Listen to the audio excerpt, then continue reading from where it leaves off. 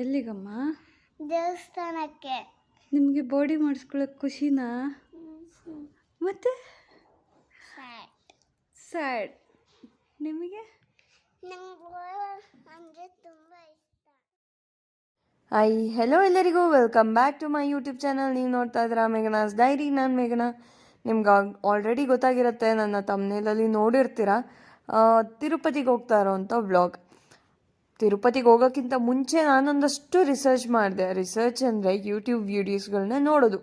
ಈಗ ಆಲ್ಮೋಸ್ಟ್ ಎಲ್ಲ ಏನಾದರೂ ಯಾವುದಾದ್ರೂ ಪ್ಲೇಸ್ಗೆ ಹೋಗ್ಬೇಕಂದ್ರೆ ಅದ್ರ ರಿವ್ಯೂ ಮತ್ತು ಇದನ್ನೆಲ್ಲ ನೋಡ್ತಾರಲ್ಲ, ಆ ಥರ ಈಗ ಯೂಟ್ಯೂಬ್ ವೀಡಿಯೋಸ್ಗಳನ್ನ ನೋಡೋದನ್ನ ಸ್ಟಾರ್ಟ್ ಮಾಡ್ಕೊಬಿಟ್ಟಿದ್ದೀವಿ.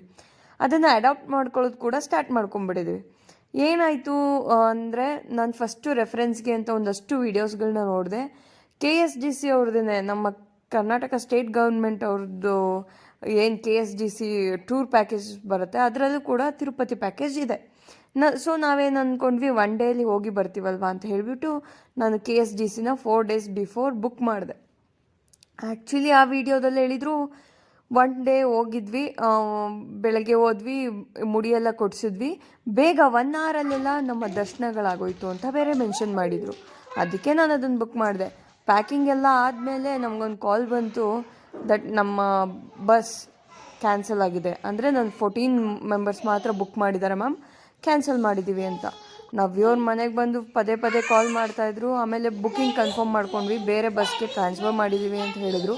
ಸೊ ಫಾಸ್ಟಾಗಿ ಎಲ್ಲ ರೆಡಿಯಾಗಿ ಹೊರಟ್ವಿ, ಬೇಗನೆ ಹೊರಟ್ವಿ. ಯಾಕೆಂದರೆ ನಮಗೆ ಗೊತ್ತು ಬ್ಯಾಂಗ್ಳೂರ್ ಟ್ರಾಫಿಕ್ ಹೇಗಿರುತ್ತೆ ಅಂತ.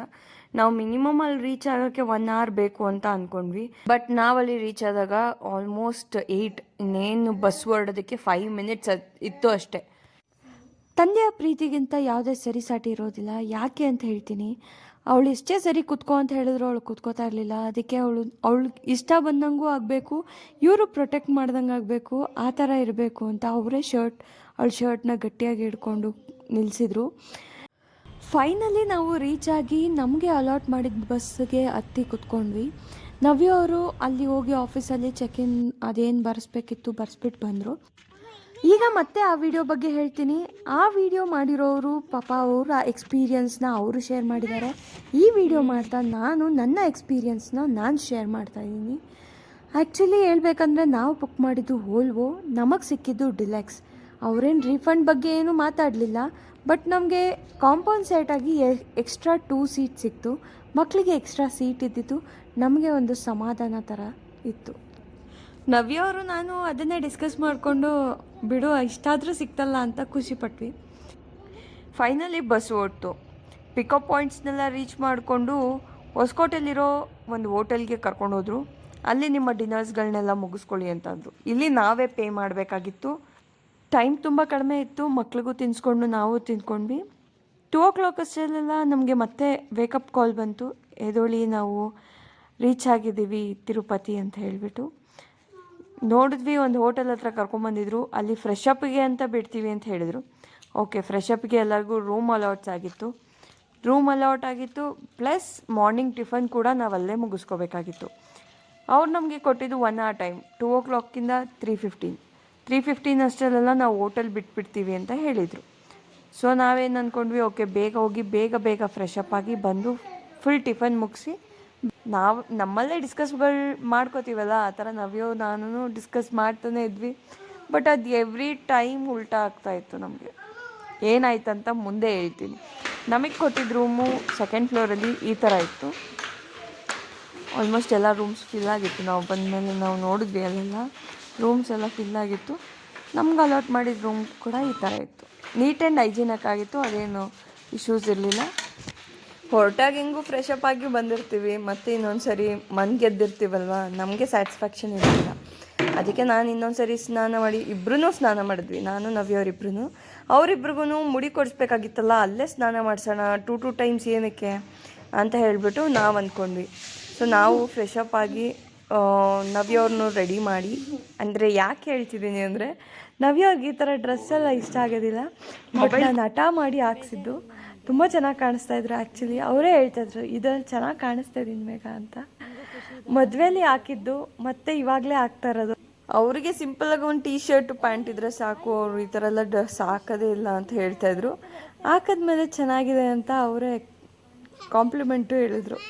ಬಿಡು, ನೀನು ಒತ್ತಾಯ ಮಾಡಿದ್ದಕ್ಕೆ ಅಟ್ಲೀಸ್ಟ್ ಚೆನ್ನಾಗಿ ಕಾಣಿಸ್ತಾ ಇದೆ ಅಂತ ಹೇಳಿ. ನಾವಲ್ಲಿ ವೆಯ್ಟಿಂಗಲ್ಲೇ ಕೂತಿದ್ವಿ. ತುಂಬ ಟೈಮ್, ಹಾಫ್ ಆನ್ ಅವರ್ ಮೇಲೆ ತೊಗೊಂಡ್ರು ಆ್ಯಕ್ಚುಲಿ ಟಿಫನ್ ಕೊಡೋದಕ್ಕೆ.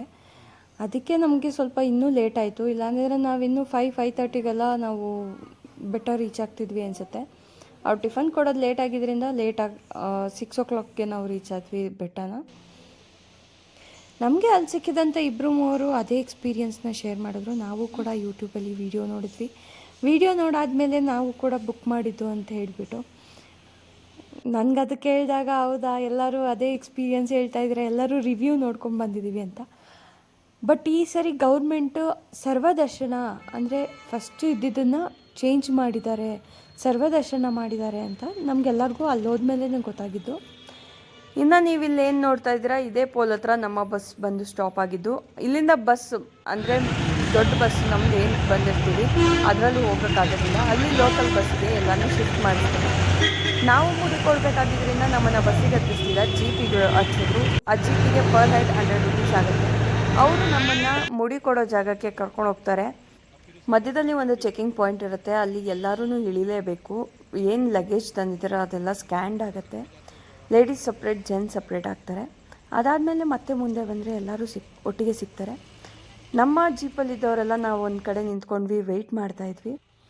ಆ ಜೀಪ್ ಅವರು ಬಂದರು. ಆ್ಯಂಡ್ ಇಲ್ಲಿ ಮೇಲ್ಗಡೆ ಲೇನ್ಸ್ಗಳಿರುತ್ತೆ, ಅಲ್ಲಿ ತುಂಬ ರೂಮ್ಸ್ಗಳಿರುತ್ತೆ. 3 ಲೈನ್ಸ್ಗೆ ಒಂದು ಈ ಥರ ಮುಡಿ ಕೊಡೋ ಜಾಗ ಇರುತ್ತೆ.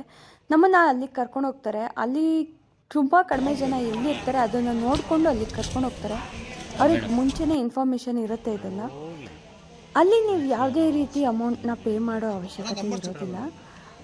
ನಮ್ಮ ಇಷ್ಟಾನುಸಾರ, ಯಾಕೆಂದರೆ ನಮ್ಮ ಪೂರ್ವಜನ ನೆನೆಸ್ಕೊಬಂದಿದ್ದಾರೆ ಮುಡಿ ಕೊಡೋರಿಗೆ ಇಷ್ಟು ಕೊಡಬೇಕು ಅಂತ.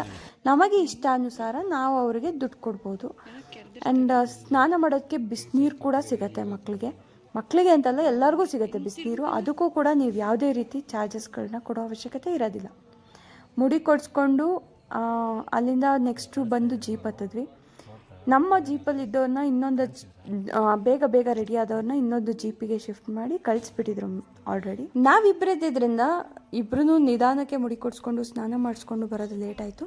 ಆ್ಯಂಡ್ ನಮ್ಮನ್ನು ಕರೆಕ್ಟಾಗಿ ಕರ್ಕೊಂಡೋಗಿ ಗೇಟ್ ನಂಬರ್ 19 ಒಳಗಡೆ ಬಿಟ್ಟರು. ಗೇಟ್ ನಂಬರ್ 19 ಒಳಗಡೆ ಬಿಡಬೇಕಾದ್ರೆ ಗೈಡ್ ನಮ್ಗೆ ಹೇಳಿದರು, ನಿಮಗೆ ಇಷ್ಟಿಷ್ಟು ಅವರ್ ಆಗುತ್ತೆ, ನೀವು 2 o'clock ಅಷ್ಟೊತ್ತಿಗೆ ದರ್ಶನ ಮುಗಿಸ್ತೀರಾ ಅಂತಲೇ ಅವ್ರು ಮೆನ್ಷನ್ ಮಾಡಿದ್ರು. ಆ್ಯಂಡ್ ನಿಮ್ಗೆ ಅಲ್ಲಿ ಒಳಗಡೆ ಟಿಕೆಟ್ ಕೊಡ್ತಾರೆ, ಅದನ್ನು ಸೇಫಾಗಿ ಇಟ್ಕೊಳ್ಳಿ. ಬಿಕಾಸ್ ನಿಮಗೆ ಅದರಿಂದ ಒಂದು ಲಾಡು ಎಕ್ಸ್ಟ್ರಾ ಫ್ರೀ ಸಿಗುತ್ತೆ. ನೀವು ಎಕ್ಸ್ಟ್ರಾ ಲಾಡು ಬೇಕಾದರೆ ಅಮೌಂಟ್ ಪೇ ಮಾಡಿಬಿಟ್ಟು ತೊಗೊಬೋದು ಅಂತ ಹೇಳಿದ್ರು. ನಮಗೆ ಅಲ್ಲಿ ರೂಮ್ ನಂಬರ್ 17ಗೆ ಒಳಗಡೆ ಬಿಟ್ಟರು. 6 o'clockಗೆ ಒಳಗಡೆ ಬಿಟ್ಟಿದ್ದು, ನಮಗೆ ಹೊರಗಡೆ ಆಚೆ ಬಿಟ್ಟಿದ್ದು 12:30 ಆಗಿತ್ತು. 12:30 ನಾವು ನಡ್ಕೊಂಡು ಹೋಗಿ ದೇವ್ರ ದರ್ಶನ ಮಾಡೋ ಅಷ್ಟರಲ್ಲಿ ಆಲ್ಮೋಸ್ಟ್ ಇಟ್ಸ್ 1 o'clock, 1:30.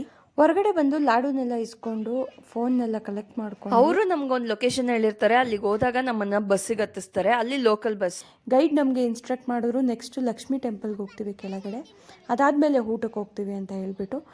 ಅಲ್ಲಿ ಆ್ಯಕ್ಚುಲಿ ಕಾಡು ಒಳಗಡೆ ದೇವಸ್ಥಾನ ಇರೋದ್ರಿಂದ ನಮಗೆ ಒಂದಷ್ಟು ಸೈಟ್ ಸೀಯಿಂಗ್ಸ್ ಕೂಡ ಸಿಕ್ತು. ಜಿಂಕೆಗಳು ಎಲ್ಲ ಕಾಣಿಸ್ತು.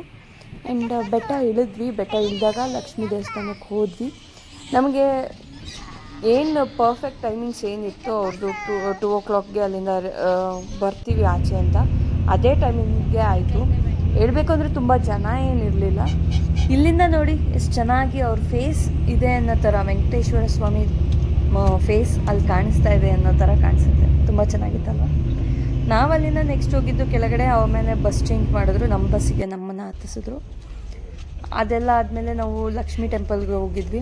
ಲಕ್ಷ್ಮೀ ಟೆಂಪಲ್ದು ಫೋಟೋ ಕ್ಯಾಪ್ಚರ್ಸ್ ಅಥವಾ ವೀಡಿಯೋ ಕ್ಯಾಪ್ಚರ್ಸ್ ಮಾಡ್ಕೊಳಕ್ಕಾಗಲಿಲ್ಲ, ಯಾಕೆಂದರೆ ಅಲ್ಲಿ ಫೋಟೋ ಆಗಲಿ ಫೋನ್ ಅಲೋ ಇರಲಿಲ್ಲ. ನೆಕ್ಸ್ಟ್ ಬಂದುಬಿಟ್ಟು ಮತ್ತೆ ನಮ್ಮನ್ನು ಅದೇ ಹೋಟೆಲಿಗೆ ಕರ್ಕೊಂಬಂದರು. ಮಾರ್ನಿಂಗ್ ಎಲ್ಲಿಗೆ ಕರ್ಕೊಂಡು ಹೋಗಿದ್ರು ಅದೇ ಹೋಟೆಲಿಗೆ ಕರ್ಕೊಂಬಂದರು ಫಾರ್ ಡಿನ್ನರ್. ಅದು ಲಂಚ್ ಅಂತಲೂ ಹೇಳೋಕ್ಕಾಗಲ್ಲ, ಡಿನ್ನರ್ ಅಂತಲೂ ಹೇಳೋಕ್ಕಾಗಲ್ಲ, ಆ ಥರ ಆಗೋಗಿದೆ. 6 o'clock ಆಲ್ಮೋಸ್ಟ್ ಅದು. ಅಲ್ಲಿ ಡಿನ್ನರೆಲ್ಲ ಮುಗಿಸ್ಕೊಂಡು ಆಚೆ ಬಂದ್ವಿ. ಹೊರಡೋಕ್ಕೆ ಒಂದು 15 minutes ಟೈಮ್ ಇತ್ತು.